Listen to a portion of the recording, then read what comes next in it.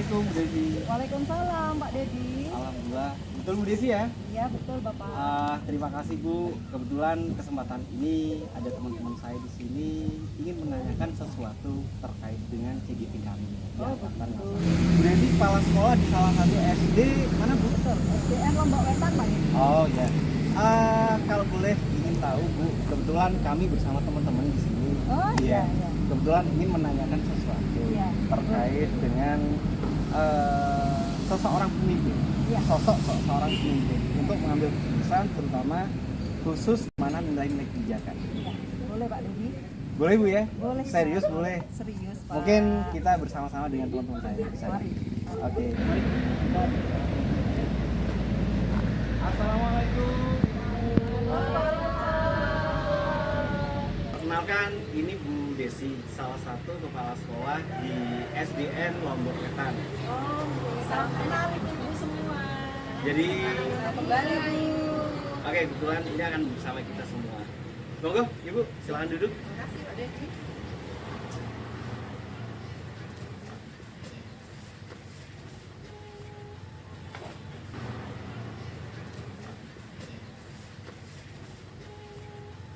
Alhamdulillah Ibu-Ibu kita bisa berkumpul dan kebetulan beliaunya ada di tengah kita pada siang hari ini.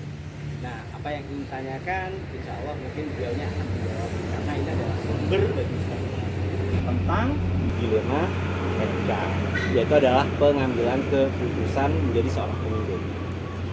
Monggo, bagi ibu-ibu yang ingin bertanya, dari siapa dulu? Saya dulu ya Pak ya. Oke, siap. Begini Bu, saya ingin tahu sudah berapa lama Ibu Desi menjabat menjadi kepala sekolah? Saya sudah menjabat sebagai kepala sekolah di SDN Lombok Wetan kurang lebih 1 tahun Bu. Oh sudah, masih baru ya Bu ya? Iya betul. Kalau boleh tahu Bu, selama setahun ini ada nggak masalah di mana masalah itu menyebabkan dilema dalam untuk mengambil keputusan? Ada nggak? Bisa Ibu ceritakan? Kalau ibu tanya ada banyak ya Bu, karena dari masalah-masalah kecil sampai masalah-masalah yang memang butuh penanganan khusus ini pasti sudah banyak saya lalui. Contohnya sebagai salah satu contoh ya Bu yang perlu saya ceritakan, yang dimana di sana memang benar-benar butuh keputusan yang bertanggung jawab seperti itu. Pada penerimaan siswa baru, kami mendapatkan calon siswa baru yang memiliki keterbatasan alias anak tersebut berkebutuhan khusus, yaitu tunawicara Bu di sana. Nah, karena memang tempat SLB, SDLB dari desa di sekolah kami ini sangat jauh Bu. Jadi mau tidak mau dilema bagi kita, apakah kami harus menerima siswa tersebut atau tidak. Sementara latar ekonomi dari anak ini tidak mampu seperti itu Bu. Nah, bapaknya ini bekerja di luar kota seperti itu, hanya tinggal bersama ibunya saja. Nah, ini adalah salah satu contoh bagaimana saya harus mengambil keputusan apakah siswa ini akan saya terima, sementara di sekolah kami ini tidak memiliki guru yang bisa mensupport itu betul, ya? yang memiliki kemampuan di bidang inklusi ya Bu. Tidak ada guru yang khusus untuk menangani anak-anak yang berkebutuhan khusus. Nah, ini adalah menjadi suatu dilema bagi kami di sekolah pada saat itu. Namun dengan bermusyawarah dan sebagainya dengan guru-guru, akhirnya kami menerima anak tersebut dengan dasar kasihan, dengan dasar kemanusiaan, karena memang SDLB yang harusnya sekolah yang memang untuk anak ini letaknya jauh dari rumah anak ini, seperti itu Bu Yu. Oh gitu. Ya. Oke, baik Ibu Yuli, bagaimana dengan penjelasan beliau? Sudah sangat puas ya? Ya ceritanya menarik sekali Menarik ya. sekali ya. Saya nggak nyangka kalau di sekolah SD pun juga ada masalah sebesar itu ya Bu ya. Berarti nggak salah ya, kepala sekolah seorang Bu Desi di sini bisa memberikan sesuatu kepada anak tersebut, Ibu ya. Iya. Effort bagi mereka. Oke. Oke, keren. Oke, alhamdulillah tadi sudah disampaikan oleh Bu Yuli bahwasanya Bu Desi menyampaikan sesuatu yang sangat luar biasa. Nah, sekarang apa yang ingin ditanyakan oleh Bu Ani kepada Bu Desi? Terima Monggo. kasih Pak Dedi. Bu Desi, saya Ya. ingin menanyakan, tadi kan keputusannya siswa tersebut diambil Ya, diterima diterima. di SD, Betul. di SD-nya Bu Desi. Iya. Terus dari modul yang saya pelajari saat ini ya Bu ya, ada dua hal yang terjadi dalam pengambilan keputusan. Yang pertama itu dilema etika yang merupakan dilema kebenaran lawan kebenaran, Ya. dan juga bujukan moral yang merupakan kebenaran lawan kesalahan. Betul. Menurut Bu Desi, bagaimana Bu Desi dapat mengidentifikasi kasus yang Bu Desi hadapi itu? Terus mana yang merupakan dilema etika dan mana yang merupakan bujukan moral?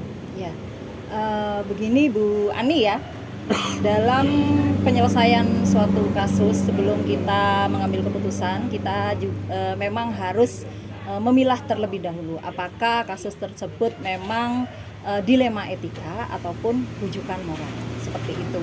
Dengan mempertimbangkan, biasanya kalau saya ini mengumpulkan fakta-fakta terlebih dahulu. Dari fakta-fakta yang sudah kita dapat, baru kita bisa menentukan apakah itu adalah kebenaran melawan kebenaran ataupun kebenaran melawan kesalahan. Nah, dari hasil yang sudah kita identifikasi, fakta-fakta yang sudah kita kumpulkan tadi, baru kita bisa menentukan keputusan tersebut. Nah, seperti itu Bu Ani. Terima kasih Bu Desi jawabannya. Sama-sama Bu Ani. Berarti begini Bu ya. Jadi real nyatanya di sini memang harus ada data Bu ya. Harus ada data terlebih dahulu Pak sebelum kita menentukan keputusan, Oke. seperti itu. Berarti ada evaluasi intinya Iya, Bu di sini. iya. Tidak ucuk-ucuk diterima, Ya, ada tidak. fakta-fakta yang perlu kita kumpulkan terlebih dahulu Pak. Wes, Seperti itu. keren. Oke, terima kasih. Untuk selanjutnya kepada siapa? Bu Saya, Cici. Pak. Iya. Monggo.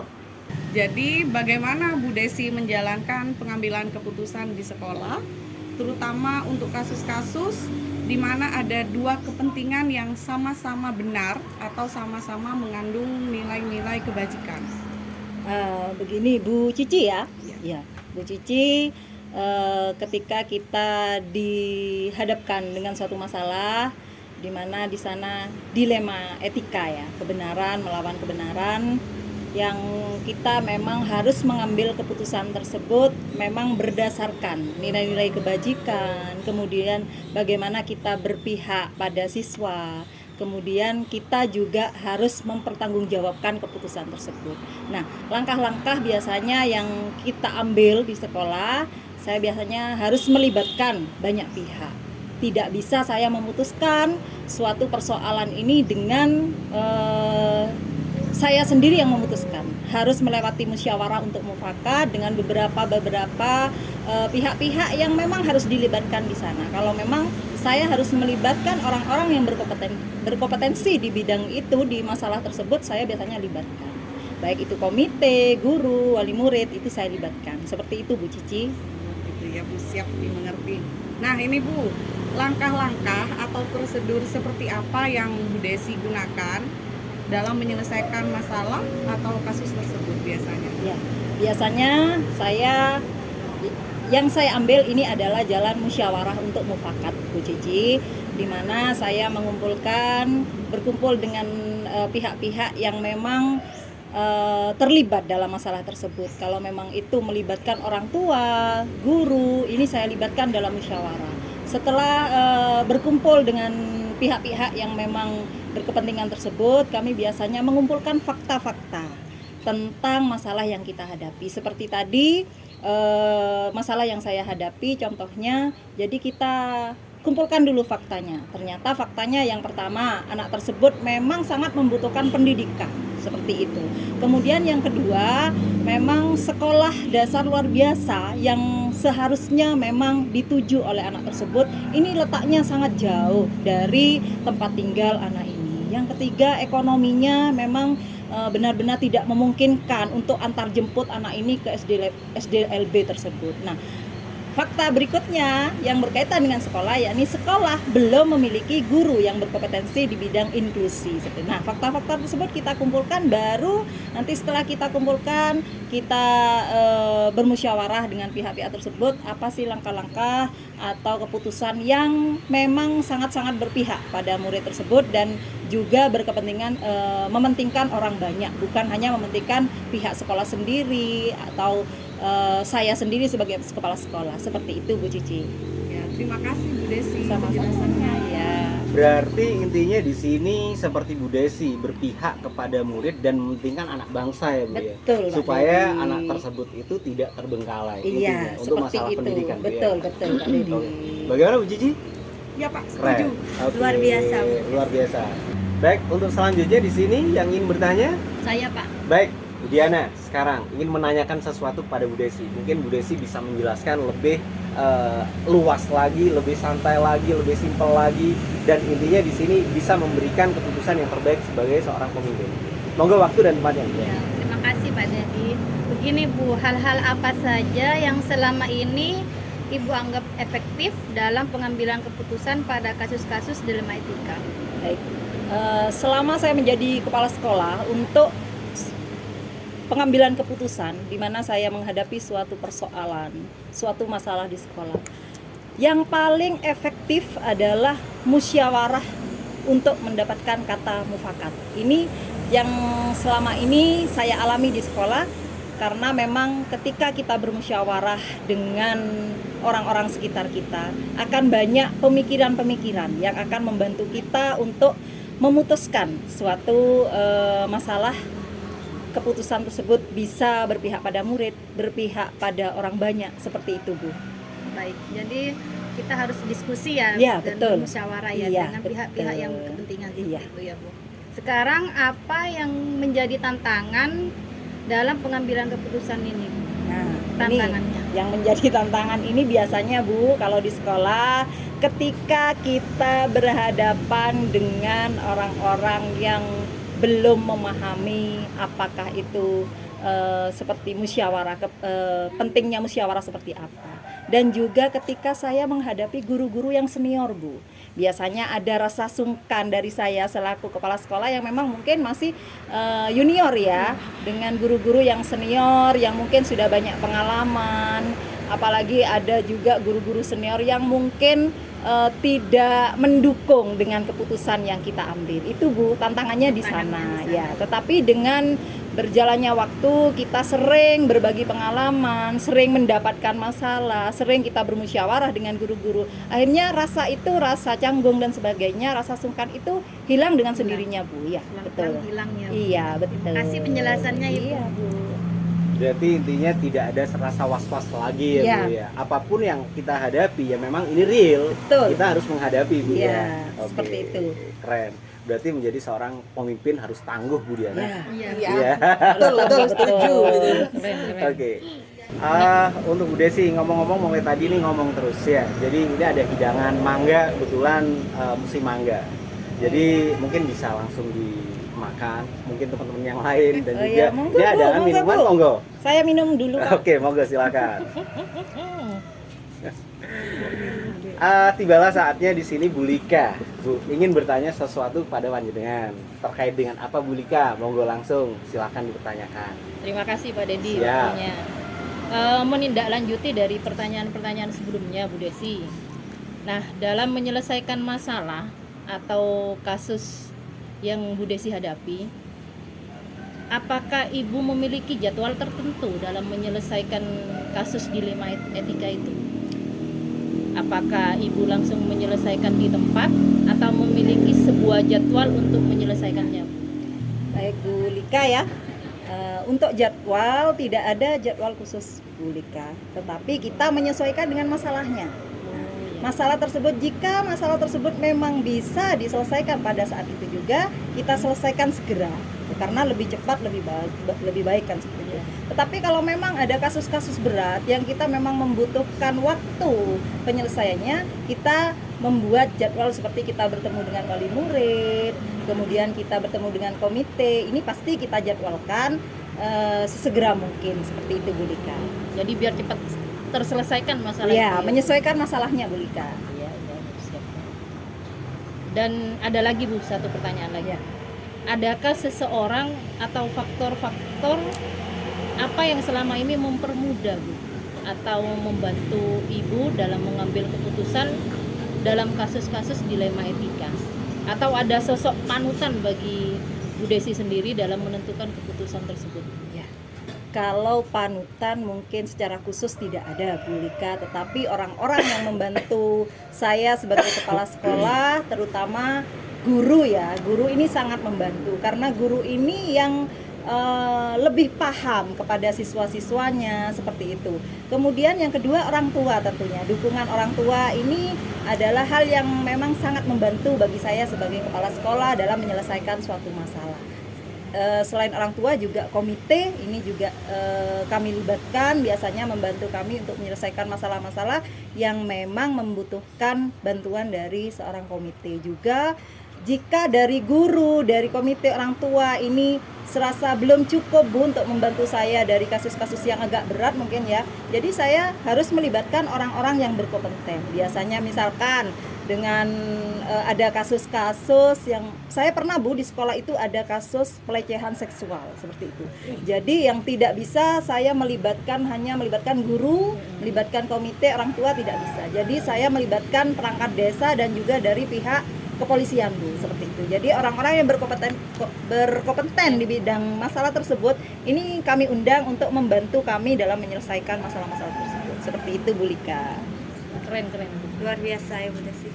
Berarti intinya, nah ini perlu digarisbawahi pada dasarnya ada pelecehan seksual. Iya. Jadi bukan intern ya Bu ya, berarti eksternal pun juga Betul, masuk ya Bu ya, iya, dari seperti desa, Ya, kepolisian. kepolisian yang memang bisa membantu saya untuk menyelesaikan masalah tersebut Pak Dedi, seperti itu.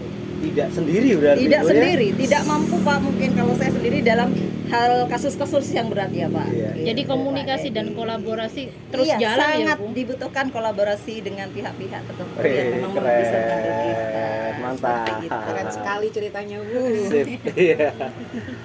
Ibu, ini ada pertanyaan terakhir dari saya. Iya. Jadi terkait Anda atau Bu Desi menjabat sebagai seorang kepala sekolah. Jadi semua pertanyaan tadi dilibas habis Bu ya.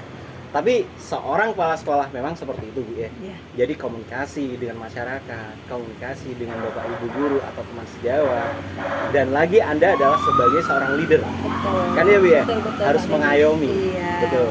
Nah ini suatu pertanyaan Bu, dari semua hal yang telah disampaikan itu sudah sangat luar biasa. Pembelajaran apa yang Ibu dapat ambil dari pengalaman panjenengan sebagai seorang kepala sekolah?